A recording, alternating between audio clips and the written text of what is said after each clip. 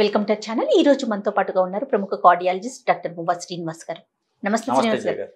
శ్రీనివాస్ గారు, ఈ రోజు మనం పాలకు సంబంధించిన పదార్థాలు, పెరుగు, వెన్న, నెయ్యి, బటర్, పన్నీర్, యోగట్ అనేసి, కర్డ్, ఇంగ్లీష్లో అయితే కర్డ్ అని, ఇట్లా ఈ పదార్థాల గురించి ఒక్కసారి డిస్కస్ చేద్దామండి. కొంతమంది తింటారు, కొంతమంది తినరు.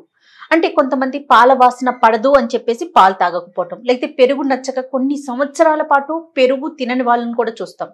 కొంతమంది ఓన్లీ బటర్ మిల్క్ మాత్రమే తీసుకుంటారు. అసలు పాల పదార్థాల వల్ల ఉపయోగాలు ఏంటి? తీసుకోకపోతే మనకేమన్నా నష్టం జరుగుతుందంటారా? సో ఆవు పాలు జనరల్గా ఆవు పాలు, గేదె పాలు ఎక్కువ తాగుతారు. అవునండి. సో ఆవు ఎందుకు ఇస్తుంది? తన బిడ్డకు తాను ఇచ్చుకుంటుంది. మనం దాని మధ్యలో దొంగతనం చేస్తున్నాం కదండి.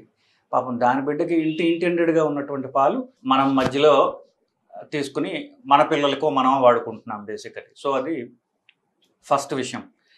పాపం ఆ బిడ్డ పోయిన తర్వాత కూడా మనం పాలు పిండుతూనే ఉన్నాం. పాలు ఇవ్వని ఆవులకి వెళ్ళి చంపేస్తున్నాం కూడా. సో ఒక రకంగా కొంతమంది ఎందుకు పాలు తాగరు, ఓకే, ఈ రీజన్తో పాలు తాగిన వాళ్ళు ఉన్నారు కొంతమంది, నాకు తెలిసిన వాళ్ళు. పాపం దాని బిడ్డకి ఇచ్చుకున్న పాలు మనం దొంగతనంగా మనం తీసుకోవడం ఏమిటి, దీనికి వాడుకోవడం అని అనుకునే వాళ్ళు ఉన్నారు. సో అది పక్కన పెడతాం. ఇది ఎమోషనల్ రీజన్ బేసికలీ. ఇది పక్కన పెడితే పాలు అన్నిటికంటే పురాతనమైన పోషకాహారం. అందరూ తాగేది ఈజీలీ అవైలబుల్. దానికోసమే పాలు ఆవుల గేదెలు పెంచుతున్నాం మనం, పెద్ద ఇండస్ట్రీ నాకు తెలిసింది. సో అలాగే పాలు స్టార్ట్ అయ్యాయి. పెరుగు అనేది పురాతన మందు కూడా బేసికలీ. అప్పుడు మీరు ఇంటర్నెట్ చూసినట్లయితే పెరుగుని ఎలాగా వచ్చింది అంటే వెస్ట్లో స్పెసిఫిక్గా చెప్పరు, కానీ లెబనాన్ ఆ ఏరియాలో పాలను స్టోర్ చేయడానికి ఒక తోలు సంచిలో పెట్టినప్పుడు ఆ తోలు సంచిలో ఉన్నటువంటి బ్యాక్టీరియా వల్ల పాలు పెరుగుగా మారింది అని ఫస్ట్ టైం కనుక్కున్నాడు ఆది మానవుడు, పాత మానవుడు అంటారు. ఓకే అండి. కానీ మన హిందూ పురాణాలు చూస్తే మీరు పాల సముద్రం ఒకటి ఉండేది, పాల సముద్రం చిలికితే రకరకాలు వచ్చాయి అంటున్నారు కదా. సో పాలు రకరకాలు అంటే వాళ్ళు మిల్క్ ప్రొడక్ట్స్ గురించి వాళ్ళకి తెలిసి ఉండాలి ఎప్పటికీ. ఒకటి తర్వాత మన పూజా విధానం చూస్తే పంచామృతాలని పాల నుంచి వచ్చినవి. పాలు, పెరుగు అన్ని వాడతాం. పంచదార, తేనె తీసేస్తే మిగతా అన్ని కూడా పాల ప్రొడక్ట్స్. అవునండి. సో అది మన పూజ విధానంలో అంటే అతి పురాతనమైనది అది. సో అప్పటి నుంచే తెలుసు వాళ్ళకి అందరికి పాలు యొక్క బెనిఫిట్స్ అవంతా కూడా. ఇంకా మీ స్పెసిఫిక్ క్వశ్చన్కి వస్తే పాల ప్రొడక్ట్స్ పురాతనమైనవి. సో ఈ పాటికి మానవ శరీరం దానికి అలవాటు పడిపోయింది. అఫ్ కోర్స్ కొంతమందికి అది పడదు అనుకోండి, దాన్ని మనం వేరే లాక్టోస్ ఇంటాలరెన్స్ అంటారు, దాని పక్కకు అది వేరే దానికి వద్దాం. సో పాలు ప్రొడక్ట్స్ వాళ్ళకి ఈ పాటికి మానవ శరీరానికి అలవాటు అయిపోయాయి. Almost like stable diet. పిల్లలకైతే పాలు తప్పేం ఉండదు. అంతే కదా. తల్లిపాలు అయితే డబ్బా పాలు, లేదంటే డబ్బా పాలు అంటే వీటి నుంచి వచ్చినవి. మన ప్రధాన ఆహారంలో ఒక భాగం అయిపోయింది. మరి కొంతమంది పాలు తీసుకుంటే వాళ్ళకి లోపల ఏదో అవుతున్నట్లుగా, లేకపోతే వామిటింగ్ సెన్సేషన్ అవుతున్నట్లుగా అట్లా అంటూ ఉంటారు కదా, ఇది ఎందుకు అలా జరుగుతుందంటారు?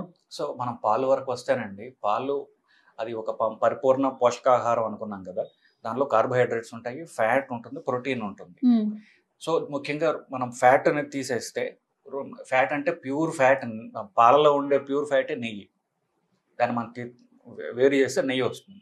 మనం తీసేస్తే ఇక మిగిలిన రెండు కార్బోహైడ్రేట్స్, ప్రోటీన్స్. కార్బోహైడ్రేట్స్ పార్ట్ని లాక్టోజ్ అంటారు. లాక్టో అంటే అది రూట్ వర్డ్, అది పాలకు సంబంధించినటువంటి. సో లాక్టోజ్ అంటే పాలలో ఉన్నటువంటి కార్బోహైడ్రేట్. కెసిన్ అంటారు. కెసిన్ అంటే దానిలో ప్రోటీన్. భారతదేశంలో మీరు ఒక స్టడీ చేశారు, గ్యాస్ట్రోఎంటరాలజిస్ట్ దాని విభాగంలో. భారతదేశంలో 90% మందికి లాక్టోజ్ పడదు. ఇది ఎప్పుడంటే 6 ఏళ్ళ వయసు తర్వాత స్టార్ట్ అవుతుందండి. ఇది ఆ ఫీల్ అంటే ఇదేంటంటే మనం పాలు తాగినప్పుడు మన పేగుల్లో పాలను డైజెస్ట్ చేయడానికి ఒక ఎంజైమ్ ఉంటుంది. అది పుట్టినప్పుడు అందరికీ వస్తుంది, లాక్టేజ్ అంటారు దాన్ని.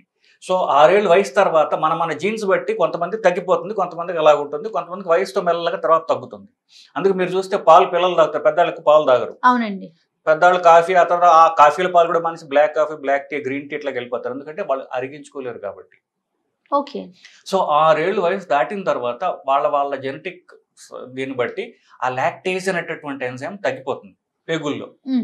అది జెనెటిక్ గా కొంతమందికి ముందే తగ్గిపోవచ్చు. ఓకే. సో పాలు అరిగించుకోలేరు వాళ్ళు. అరిగించగలేమవుతుంది పాలు కానీ పాలు ప్రొడక్ట్స్, ఎస్పెషల్లీ పాలు ప్రొడక్ట్స్ కూడా కాదు, పాలు తాగినటువంటి ఒక అరగంట నుండి 2 గంటల లోపల పాలు అరగవు కదా. సో అది పెద్ద పేగులకు వెళ్ళిపోతాయి. పెద్ద పేగులకు 2 గంటలు పడుతుంది టైం. పెద్ద పేగులకు వెళ్ళిన తర్వాత ఆ బ్యాక్టీరియా పాలని అది డైజెస్ట్ చేయడానికి ప్రయత్నంలో గ్యాస్ వస్తుంది అనమాట.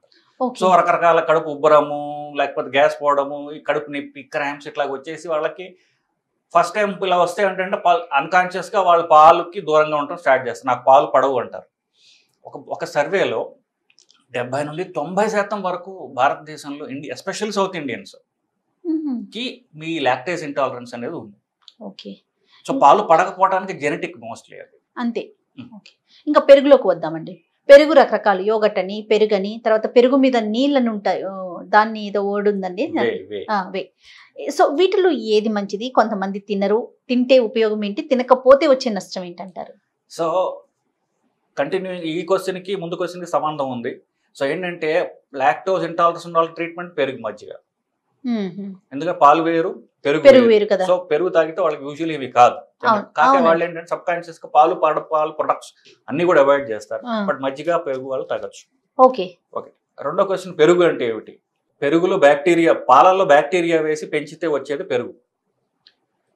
ఎందుకు పాలు పెరుగు ఎట్లా పోతే ఇంకొక పెరుగు కాస్త యాడ్ చేస్తాం కదా. సో ఏమవుతుందంటే నిజానికి పాలల్లో చెప్పినటువంటి కార్బోహైడ్రేట్ పార్ట్, ప్రోటీన్ పార్ట్ ఏదైతుందో ప్రోటీన్ పార్ట్ గడ్డగట్టి వేరే అవుతుంది ఈ బ్యాక్టీరియా వేయంగానే.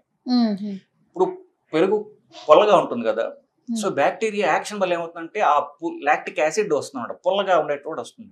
సో మీరు ఇంకో పెరిగే కాదు, పుల్ల పదార్థం నిమ్మరసము, వినెగారు, పుల్ల పదార్థం ఏం వేసినా పాలు పెరుగుగా విరుగుతాయి, పాలు విరిగి పెరుగులకు మారుతాయి. నిజానికి పాలు విరుగుతాయి అంటారు చూసారా, అంటే గడ్డలు కడుతుంది. ఆ గడ్డ కట్టడానికి ఏంటంటే ఒక పుల్ల పదార్థం పాలలో వేస్తే గడ్డ కడుతుంది. అది పెరుగు కావచ్చు, ఇంకో పుల్ల పదార్థం అయినా కావచ్చు. పెరిగేస్తే మనం అది గట్టిగా తోడుకుంటుంది. మీరు అన్నట్లుగా ఇప్పుడు వెనిగర్ కానీ నిమ్మకాయ కనుక చేస్తే విరిగిపోతుంది. దానికి రకరకాల దాని నుంచి వచ్చేవి పనీరు ప్రొడక్ట్స్ అయితే ఉన్నాయి. అయితే పాలు పెరుగు చూసుకున్నప్పుడు ఈ పాలు బెటరా పెరుగు బెటరా అనుకుంటే పాలు పెరుగులాగా అయినప్పుడు పెరుగుతో పాటు కాస్త నీరు ఉంటుంది. అవునండి. ఆ నీరుని వే అంటారు, WHEY వే. దానిలో ఎక్కువ మంచి ప్రోటీన్ ఉంటుందని చెప్పేసి వే ప్రోటీన్ డబ్బాలు తాగుతున్నాం మనం. కానీ నిజంగా చూస్తే ఆ గడ్డగట్టి ఏదైతుందో అది ప్రోటీన్ భాగం, కెసిన్ ప్రోటీన్ భాగం. సో పాలు కంటే అంటే పాలల్లో ఎనర్జీ ఎక్కువ ఉంటుంది, వేలో ప్రోటీన్ ఎక్కువ ఉంటుంది. వేలో కానివ్వండి పెరుగులో ప్రోటీన్ శాతం ఎక్కువ ఉంటుంది అన్నమాట. పాలు కంటే పెరుగు మంచిది. మరి బటర్ మిల్క్ ఇంకా మంచిది అంటారు కదండి. అదే, సో దానికి వస్తున్నాం. సో అది ఒక రకంగా అపోహ నిజానికి. ఎందువల్ల అంటే బటర్ మిల్క్ తాగడానికి మనకి ఈజీగా ఉంటుంది, కానీ మన న్యూట్రిషియస్గా మాట్లాడుకున్నప్పుడు బటర్ మిల్క్లో క్యాలరీస్ ఎక్కువ ఉంటాయి. మన క్యాలరీస్ తగ్గించుకుంటే పిల్లలకి పాలు మంచిది ఒక రకంగా చెప్పాలంటే. పెరిగే వాళ్ళకి క్యాలరీస్ కావాల్సిన వాళ్ళకి, పిల్లలకో లేకపోతే జబ్బు పడి కొంతమంది చూడండి అన్నం తినలేరు, వాళ్ళకి ముక్కు ద్వారా లిక్విడ్స్ ఇస్తాము, వాళ్ళకి పాలు మంచిది. క్యాలరీస్ కావాలి కాబట్టి, క్యాలరీస్ కావాలి అనుకునే వాళ్ళకి, అంటే బలం కావాలి, క్యాలరీస్ ఎస్పెషల్లీ ఎనర్జీ కావాలనుకునే వాళ్ళకి పాలు మంచిది. ఓకే అండి. నాకు క్యాలరీస్ వద్దు, నాకు హెల్తీ ఫుడ్ కావాలి అనుకునే వాళ్ళకి పెరుగు మంచిది. ఎందుకు? పెరుగులో ఆ క్యాలరీస్ ఉన్న పదార్థం నీరుని చూసారా, పెరుగు ప్లస్ నీళ్లు ఉంటాయి, ఆ నీరులో క్యాలరీస్ ఎక్కువ ఉంటాయి, పెరుగులో ప్రోటీన్ ఎక్కువ ఉంటుంది. సో ప్రోటీన్ సెపరేట్ చేస్తున్నాం మనం. ఓకే. మీరు వెస్ట్ లో వీటి మీద ఎక్కువ ఈ పాలు, మనమైతే పాలు పెరుగు తప్ప మనకేం తెలియదు, పాలు పెరుగు మజ్జిగ తప్ప వెన్న నెయ్యి అంతే.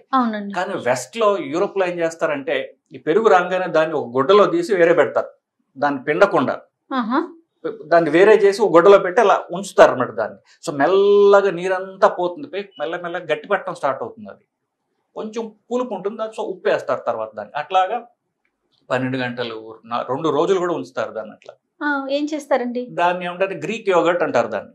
ఓకే. తింటారు చాలా మంది. సో దాని ఫ్లేవర్ యాడ్ చేయొచ్చు, లేదా అలాగే కూడా తినచ్చు. గ్రీక్ యోగర్ట్ అంటే ఏం లేదు, దాన్ని పెరుగు చేసి పెరుగుని దానికి ఉంటే గుడ్డ సింపుల్ చెప్తాను, కానీ దానికి రకరకాల సోఫిస్టికేటెడ్ మెథడ్ 6 లెవెల్స్ లో 6 లేయర్స్ ఉన్నటువంటి గుడ్డ ఉంటుంది. దాన్ని చూడండి ఒక చిల్లుల గిన్నెలాగా ఉంటుంది చూసారా, దానిలో పెడతారు, దాన్ని పెట్టి అట్లాగా రకరకాల పీరియడ్స్ ఆఫ్ టైం దాన్ని పెడతారు. మళ్ళీ ఓకే, మధ్యలో ఉప్పు వేసుకోవచ్చు, ఫ్లేవర్స్ వేసుకోవచ్చు, రకరకాల. జనరల్ గా మనం పన్నీర్ అలా చేసుకుంటాం, పాలని మనము విరగ కొట్టేసి ఒక క్లాత్ లో కట్టుంచి దాన్ని వచ్చిన దాంతో పన్నీర్ తయారు చేస్తారు. వెస్ట్ లో గ్రీక్ యోగర్ట్ అంటారు దాన్ని. Greek yoghurt it suppose to be మామూలు యోగర్ట్, అంటే మామూలు పాలు పళ్ళకంటే ఇది చాలా హెల్తీ అని చెప్పేసి గ్రీక్ యోగర్ట్ చూసినట్లయితే Greek yoghurt is the preferred one. ఇంకా పులుపు చేస్తే దాన్ని ఇంకా వేరే పేర్లు ఉన్నాయనుకోండి, బట్ గ్రీక్ యోగర్ట్ ఎక్కువ మంది తింటారు. ఎందుకంటే ఇప్పుడు పాలకి పెరుగుకి ఇంకొక మెయిన్ అడ్వాంటేజ్ ఏంటంటే, పెరుగులో మనకి పేగులకి సంబంధించినటువంటి మంచి బ్యాక్టీరియా ఉంటాయండి. అవి చనిపోయిన బ్యాక్టీరియా, లైవ్ బ్యాక్టీరియా. మనం దాన్ని పాలని తోడబెట్టాలంటే ఒక గోరువెచ్చని 30 to 40 degrees సెంటిగ్రేడ్ గోరువెచ్చ టెంపరేచర్ తీసుకొచ్చి దానిలో పెరుగు యాడ్ చేస్తారు. పాలు మరీ చల్లగా ఉన్నా మరీ వేడి ఉన్నా తోడుకోదు. గోరువెచ్చటి పాలలో యాడ్ చేయాలి అది. ఆ గోరువెచ్చటి పాలలో మీరు పెరుగు యాడ్ చేసినప్పుడు ఈ పెరుగులో ఉన్నటువంటి లాక్టోబాసిల్లస్ అనేటువంటి బ్యాక్టీరియా అధికంగా గ్రో అవుతుంది. It's live bacteria. Okay. So అది మన పేగులకి చాలా మంచిది అనమాట. పెరుగులో ఉండే ఆ బ్యాక్టీరియా, పెరుగులో ఉండేటటువంటి మంచి బ్యాక్టీరియా. అది మరి మజ్జిగ చేస్తే ఉండదంటారా శ్రీనివాస్ గారు? బ్యాక్టీరియా ఉంటుంది. పెరుగుకి మజ్జిగకి తేడా ఏంటంటే వాటర్ కంటెంట్ ఎక్కువ ఉంటుంది, క్యాలరీస్ ఎక్కువ ఉంటాయి కాస్త, అంటే ఈజీగా డైజెస్టబుల్ అవుతుంది. ఆ బ్యాక్టీరియా అయితే అలాగే ఉంటుంది. ఓకే, దానిలో ప్రాబ్లం లేదు. ఓకే. అది కంటిన్యూయింగ్ ద సేమ్ ఎనాలజీ, పుల్ల పెరుగులో ఇంకా ఎక్కువ ఉంటుంది బ్యాక్టీరియా. సో పుల్ల పెరుగు, పుల్ల మజ్జిగ ఇంకా మంచిది. ఓకే, తీసుకోగలిగితే తీసుకోగలిగితే తీసుకోవడం, పులుపు పోగొట్టుకోవడానికి మన నిమ్మకాయ, మసాలా ఏదో యాడ్ చేసుకోవచ్చు. ఓకే. బట్ పుల్ల మజ్జిగ, పుల్ల పెరుగు తాగగలిగితే ఇంకా మంచిది అనమాట. రైట్. మరి అసలు ఈ పాలు పెరుగు ఈ రెండు తీసుకోకపోతే ఏమైనా ఇబ్బంది ఉందంటారా?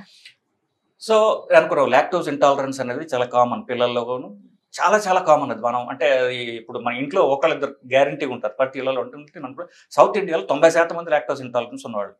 తీసుకోకపోతే ఏమవుతుందంటే, తీసుకోకపోతే దాని సబ్స్టిట్యూట్స్ ఉన్నాయి.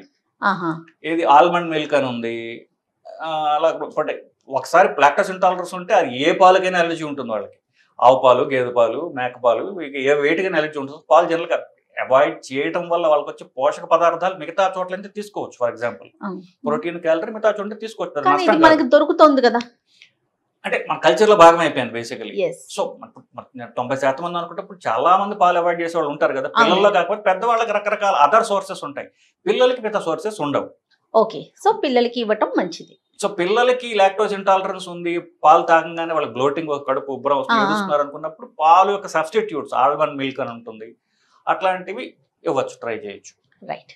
అయితే ఇంకొక వీడియోలో మనము వెన్న, నెయ్యి, తర్వాత బటర్, పన్నీర్ వీటి గురించి మనము డిస్కస్ చేద్దామండి. మంచిది.